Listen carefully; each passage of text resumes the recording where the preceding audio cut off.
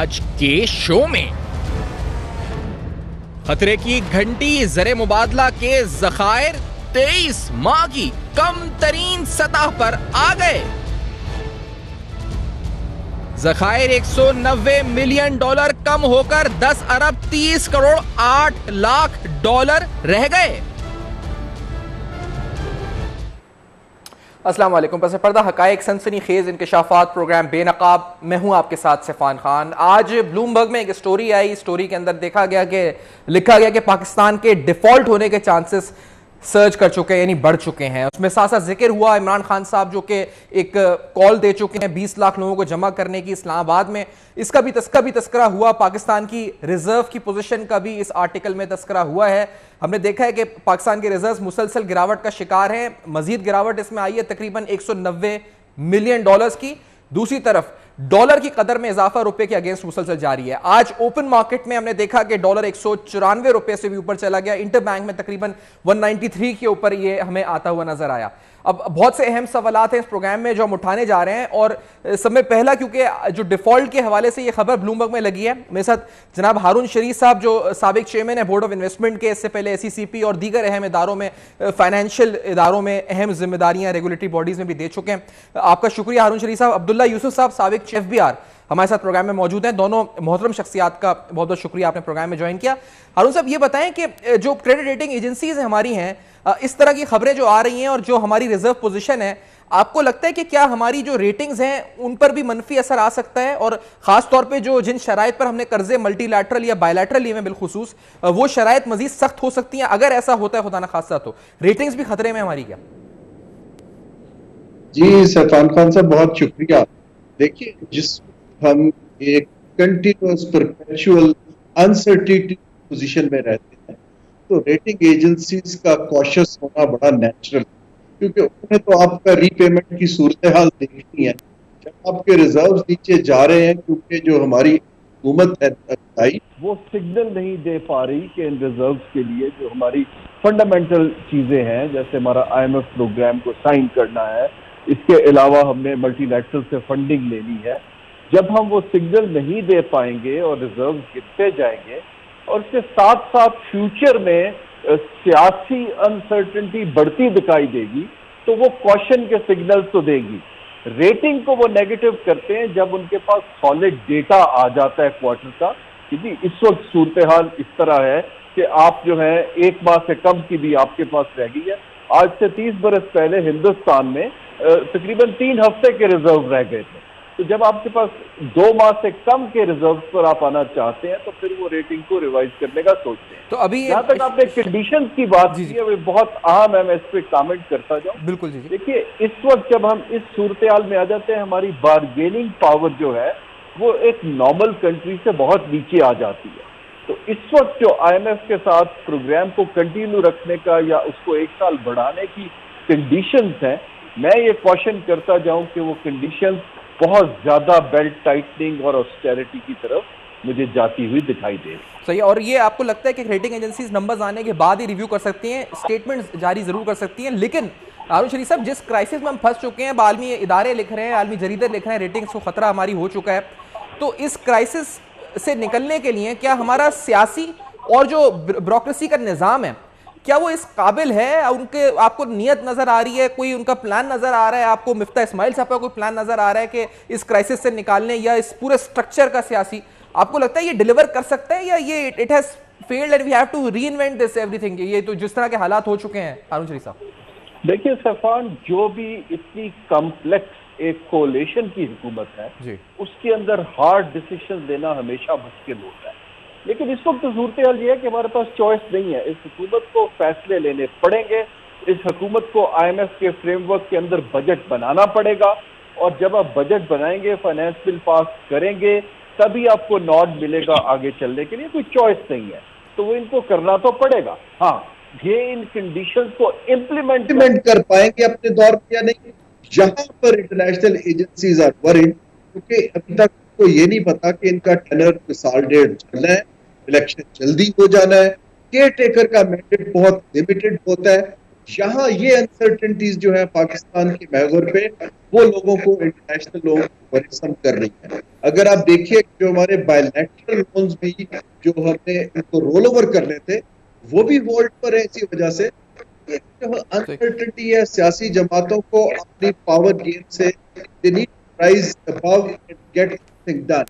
ہم ابھی بھی اس کو ایک ڈپلومیٹک طریقے سے اور جو امریکہ کے ساتھ ہماری بیک ڈور چینل میں کمیونیکیشن چل رہی ہے میری معلومات کے مطابق ہم ان کو یوز کر رہے ہیں. لیکن ہمیں دونوں چیزوں کو یوز کرنا پڑے گا.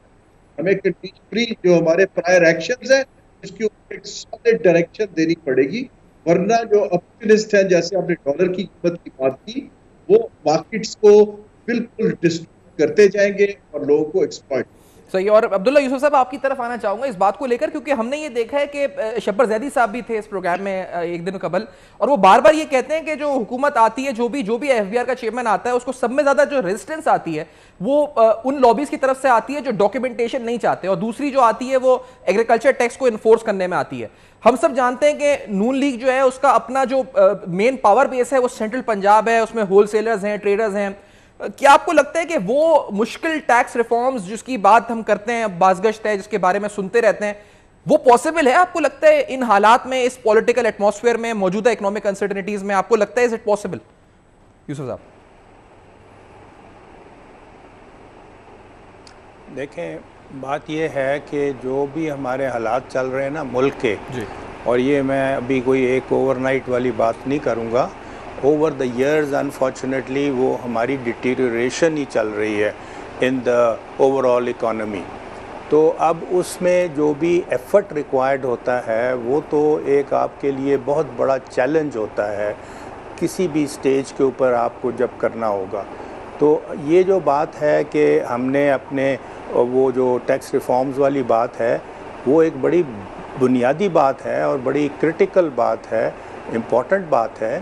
اب اس کے لیے اب دیکھیں آپ کہ کب سے اس کے اوپر ورکنگ بھی کی جا رہی ہے اور ڈسکشن بھی ہو رہی ہیں, لیکن ابھی تک اس طرح سے پیش رفت نہیں ہو رہی. اب میں یہ کہتا ہوں کہ ہمیں جو کرنا ہے نا بیسیکلی ٹیکس ریفارمز کی جو بات ہے اس میں آپ نے کرنا ہے سسٹمٹائزیشن تھرو آٹومیشن.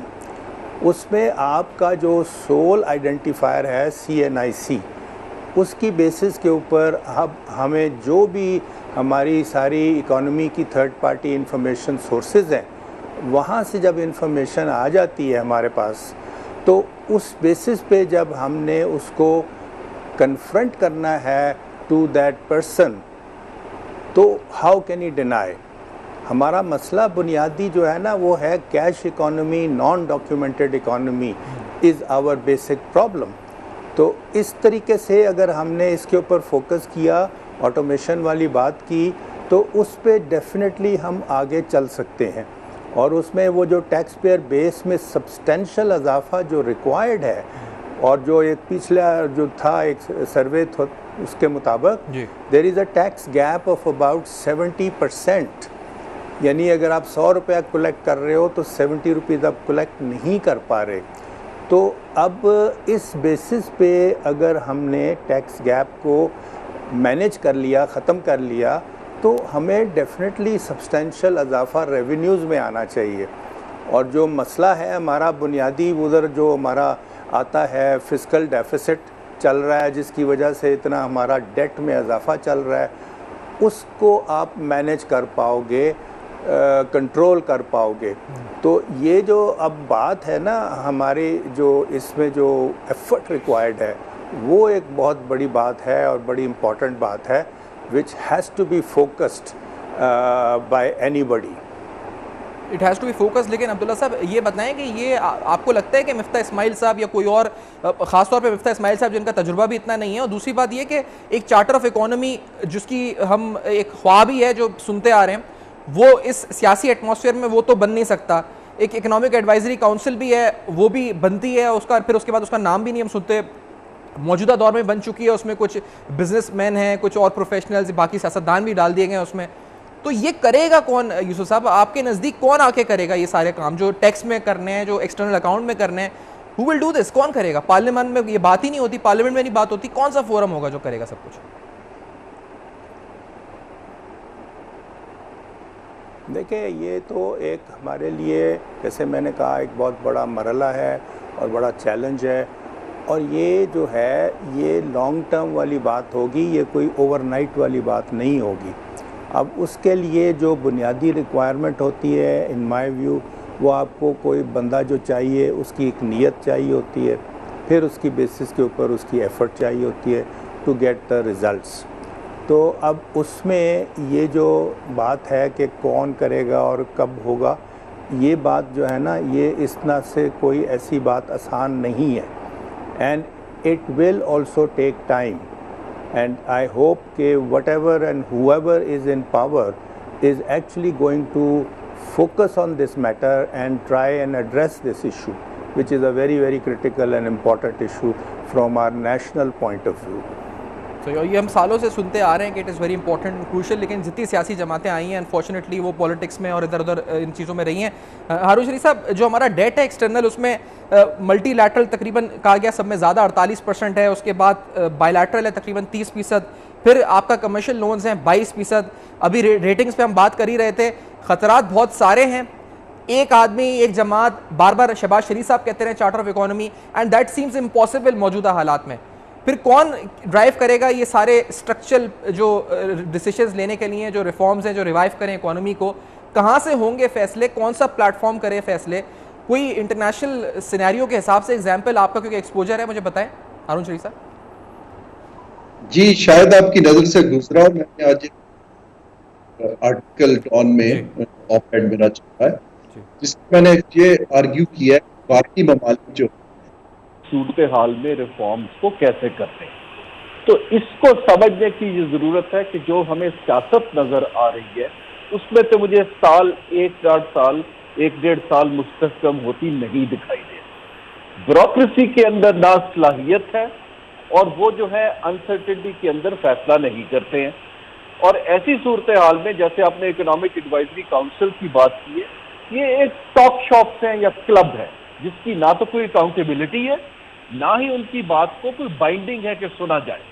تو جو لوگ یہ کرتے ہیں کہ وہ کچھ اپنی ترجیحات, جیسے پاکستان کی صورتحال میں کرنٹ اکاؤنٹ ڈیفیسٹ اور مائکرو اکنامک اسٹیبلٹی ایک ترجیحات کا حصہ ہے, ہماری ایک سی پیک جو ہے ترجیحات کا حصہ ہے. ہمیں اس کے لیے چاہیے کہ جس طرح ہمارا NFC ٹائپ کا ایک سسٹم ہے جس میں ہر صوبے کی نامینیشن ہو, ہم 5 سال کے لیے ایک کسی گروپ کو اس چیز کو انسولیٹ کر دیں سیاست سے, لیکن ہر ایک کا نمائندہ اس گروپ پہ بیٹھا ہو تاکہ سیاستدان اونرشپ لیں اس کی کہ جی ہم اس کا حصہ تھے. دیکھیے یہ ریفارم سب نے کرنی ہے, اس کے علاوہ چارہ نہیں ہے, لیکن مسئلہ یہ ہے کہ سیاسی طور پہ ایک جماعت اس کا ذمہ لینے کے لیے تیار نہیں ہے. دیکھیں اگر PMLN مشکل بجٹ دیتی ہے تو ان کو الیکشن میں مشکل دکھائی دیتی ہے, تو مجھے تو یہ حل دکھائی دیتا ہے کہ صرف 1-2 کی چیزیں, اس کے لیے ہم ایک ممبرشپ بیس کے اوپر ایک باڈی بنائیں جس کی 5 سال کے لیے کنٹینیوٹی انشور کی جائے آئینی طریقے سے اور قانونی طریقے سے. پھر یہ سگنل جانا شروع ہوگا لوگوں کو کہ سیاست بدلتی جائے, کم از کم کچھ چیزیں چلتی رہے گی. جاپان نے ایسے کیا, اٹلی نے ایسے کیا, منموہن سنگھ صاحب نے 30 سال پہلے اسٹرکچرل ریفارم شروع کی, انہوں نے بیک ڈور ڈپلومیسی میں استعمال کیا.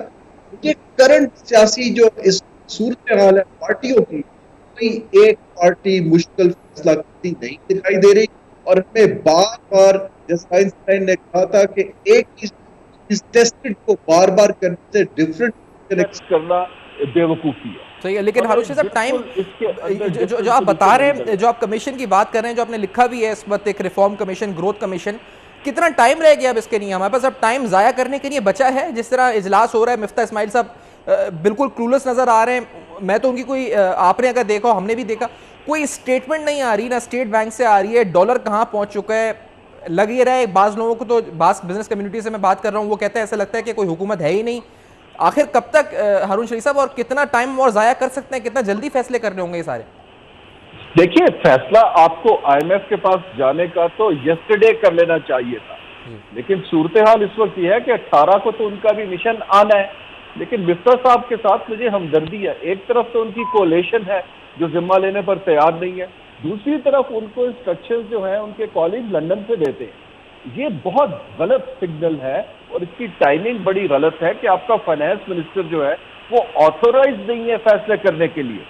یہ ہمیں اس وقت جب وہ آئی ہوپ کہ جب وہ واپس آتے ہیں تو وہ پوری اتھارٹی کے ساتھ آئے. دیکھیے مفتاح اسماعیل اور ڈاکٹر عائشہ پاشا دو کمپیٹنٹ لوگ ہیں, ان کو اگر ہم آتھورائز کریں اور وہ فیصلے کر پائیں گے تو بات آگے چلے گی. دیکھیں آئی ایم ایف ہو یا کوئی اور ادارہ ہو, ان کو اگر نظر آئے کہ یہ لوگ جو ہم سے کمٹ کر رہے ہیں 2 ماہ کے بعد یہ ہوں گے ہی نہیں اور یہ کمٹمنٹ آنر ہو پائے گی یا نہیں ہو پائے گی, تو وہ لانگ ٹرم آپ کے ساتھ کوئی بھی ساتھ نہیں دیتا. اور مجھے اس کی بہت فکر ہے کہ بجٹ دینے کے بعد اگر اس حکومت نے فیصلہ کر لیا کہ انتخاب کی طرف جا رہی ہے تو ہم پھر سے ایک بے یقینی کی صورتحال کے اندر چلے جائیں گے. اچھا, جو کیئر ٹیکر ہے وہ قانوناً فیصلے نہیں کر سکتے کوئی نئی چیز کا یا ریفارم کا, تو اس کا مطلب ہے کہ اگلے 6 سے 8 ماہ 10 سال تو ہمارے گئے اسی گو بگو کی صورتحال میں. صحیح. اور یہی ہے کہ ہم یہ جو کریٹیکل فیصلے ہیں ان کو لیگلی اگر ڈیلیگیٹ کر پائیں ایک ریپرزینٹیو ٹیکنیکل باڈی کو, لیکن مجھے اس وقت کی انٹینس پالیٹکس کے اندر یہ اکٹھے بیٹھنا اور یہ کام کرنا انفارچونیٹلی دکھائی بہت مشکل نظر آتا ہے. عبداللہ یوسف صاحب آپ بتائیے گا ہمارے پاس اب وقت کتنا بچا ہے؟ بلومبرگ لکھ رہا ہے کہ ڈیفالٹ کے چانسز بڑھ چکے ہیں, ریٹنگ ایجنسیز کی طرف سے بھی خدا نہ خواستہ اگر نمبرز بھی نیگیٹو جس طرح آنا شروع ہو گئے ہیں وہ اپنی ریٹنگز ریوائز کر لیں, اس کا ایک الگ امپیکٹ ہے جو ملٹی لیٹرل اور بائی لیٹرل لونز پہ پڑے گا, مزید ہارش کنڈیشنالٹیز ہو جائیں گی. تو ایسی صورت میں وقت کتنا بچا ہے ان مشکل فیصلوں کو کرنے کے لیے فسکل اور ایکسٹرنل سائڈ پہ جو کرنے ہیں ہمیں؟ دیکھیں یہ جو ہمارے پرابلمز ہیں جس طرح سے میں نے بتایا ہے نا, وہ تو آپ کو ہر وقت ہی اس چیز کا دیکھنا ہے, وہ تو آپ کو ہر وقت ہی اس چیز کا دیکھنا ہے اور فیصلہ کرنا ہے, اور یہ نہیں ہے کہ بس وہ آج ہی بس فیصلہ کر دو اور بس اس کے بعد بھول جاؤ. دیٹ ہیز ٹو بی ایک لانگ ٹرم والی بات ہے اور آن گوئنگ والی بات ہے. اب یہ جو بھی حکومت میں ہوگا اس کی یہ ذمہ داری بنتی ہے ٹو سی کہ بھئی اب آپ نے اس کو کیسے مینج کر پانا ہے اور آگے چلنا ہے, بیکاز یہ ایک ہماری بہت بڑی, میں کہہ رہا ہوں کہ بہت بڑا ایشو ہے. اچھا عبداللہ صاحب میں ایک آپ کا جواب سے کنٹینیو کروں, میں انٹروڈیوس کرا دوں. کیرر شیخ صاحب بھی اسلام آباد اسٹوڈیو میں ہمیں جوائن کر چکے ہیں. جی آپ کنٹینیو کیجیے گا عبداللہ صاحب. جی عبداللہ صاحب.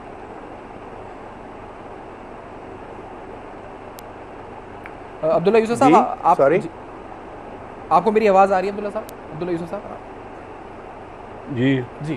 اچھا عبداللہ صاحب یہ بتائیے گا کہ ہاں جی, تو میں یہ پوچھنا چاہ رہا ہوں کہ جس طرح آپ ابھی بتا رہے تھے اور جواب دے رہے تھے کہ وقت کتنا بچا ہے, تو یہ جو مشکل فیصلے ہیں یہ ابھی تک تو موجودہ حکومت آپ کو لگتا ہے کر سکتی ہے؟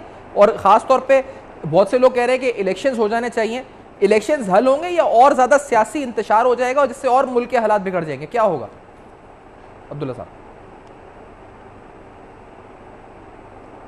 دیکھیں اب آپ کو at the top you must have, ایک آپ کو جو چاہیے ہوتی ہے, جو بھی گورنمنٹ ہوتی ہے اس کو آپ نے ڈپینڈ کرنا ہوتا ہے, فیصلے ادھر سے ہی آنے ہوتے ہیں نا. تو اب یہ بات جو ہے نا کہ کون ہوگا اور کون نہیں ہوگا, I don't think that is really politically, تو میں نہیں اس پہ بات کر سکتا. لیکن یہی ہے کہ اب یہ ایشو ہے ایک بڑا بنیادی اور امپورٹنٹ ایشو ہے, اور ہر وقت ہی ایشو کو آپ نے دیکھنا اور ڈسکس کرنا اور فیصلہ کرنا. کوئی بھی حکومت ہو اس کے لیے یہ بڑی بات ہے اور بڑی امپورٹنٹ چیز ہے. تو اب یہ اس وقت اگر یہ حکومت ہے تو اس کو بھی یہ فیصلے کرنے ہیں. They have to look into it and then take the important decision. صحیح ہے. ایک بریک لیتے ہیں ناظرین, بریک کے بعد آتے ہیں کیسر شیخ صاحب سے بھی گفتگو کریں گے کہ آخرکار معاشی اعتبار سے وہ سمجھتے بھی ہیں معیشت کو بہتر, کیا فیصلے جو نہیں ہوئے اس کا کتنا نقصان ہو رہا ہے, اور بطور وزیر خزانہ مفتاح اسماعیل صاحب کیا ڈیلیور کر پائیں گے. آفٹر دس بریک ہمارے ساتھ رہیے.